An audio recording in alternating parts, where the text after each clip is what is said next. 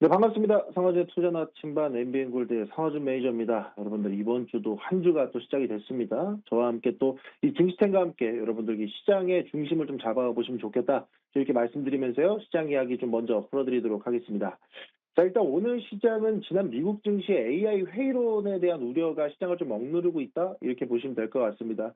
근데 이 AI 버블론에 대한 우려를 그럼 어떻게 해소가 될 것인가? 이거 계속되는 거 아니야? 시장이 계속 밀리는 거 아니야? 라고 우려하실 텐데 제가 결론부터 말씀드리자라 그러면 AI 산업 자체가 무너지는 건 아니다. 다만 묻지마 투자 시대는 끝났다. 이렇게 말씀드릴 수 있을 것 같습니다.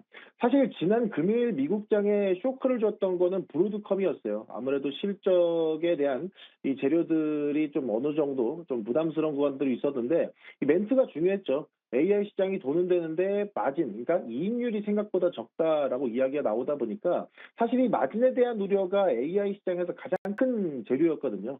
그러다 보니까 이 부분이 조금 우려스럽다라는 이야기가 나오면서 이 AI 관련된 기업들이 일제히 좀 하락하고 그 흐름이 또 우리 시장까지 영향을 주고 있다. 이렇게 보시면 될 것 같은데 사실 지금 시점에서도 본다라 그러면 AI 이것 때문에 끝인가라고 생각하시면 저는 오산이다. 좀 이렇게 말씀드려야 될 것 같아요.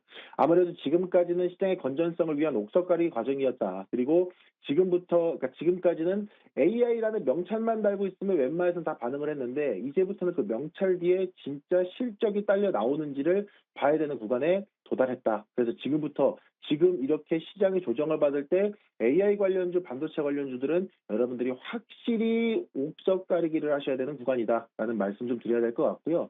특히나 지금 이 시장에서 가장 중요한 거 이번 주 뭐 있습니까? 마이크론 실적이 있습니다.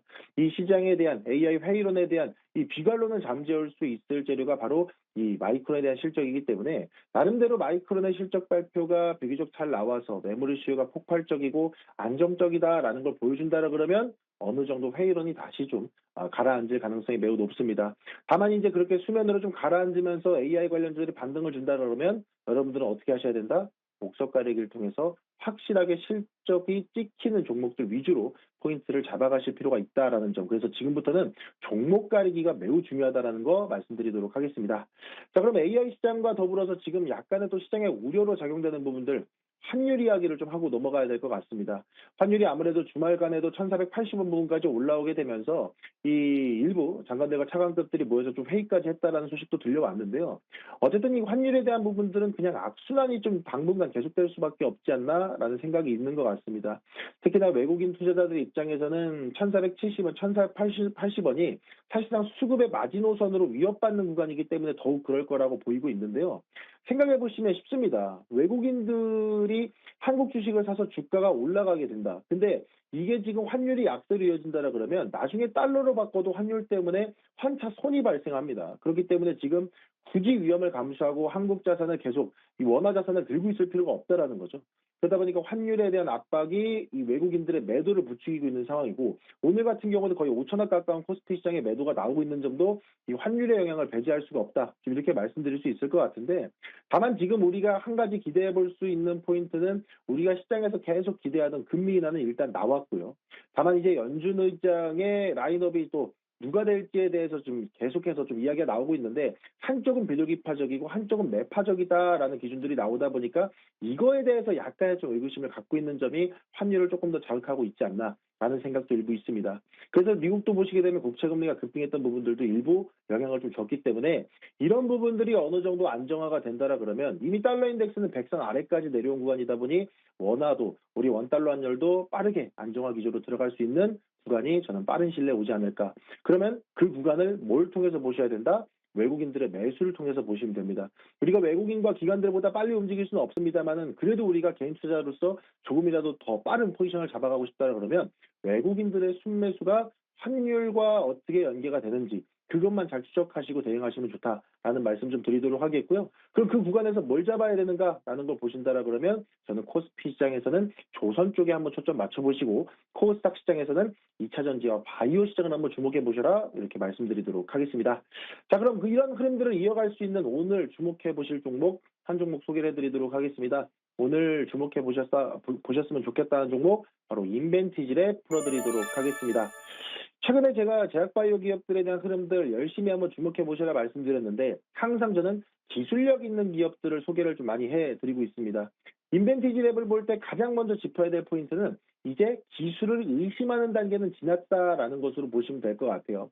최근 이슈도 보게 되면요. 남성용 탈모 치료제가 호주 식약처에서 임상 2상을 진입을 공식화했습니다. 이건 단순한 안전성 확인이 아니라 실제 환자에게 효과를 입증하는 단계로 들어가는 거기 때문에 이 더 중요한 포인트가 될 수 있다라고 보이고요. 특히나 인벤티지 랩이 가지고 있는 중요한 포인트, 월 1회 주사 제형이라는 점. 최근에는 장기 지속형 주사제에 대한 그 중요도가 매우 높아지고 있다 보니까 이 부분을 통해서 탈모 치료제에도 본격적으로 진출하고 있다라는 점, 임상에 대한 재료까지 한번 좀 지켜보시면 좋을 것 같고요. 두 번째로는 이 회사의 펀더멘탈, 그러니까 몸집을 또 보시면 좋을 것 같습니다.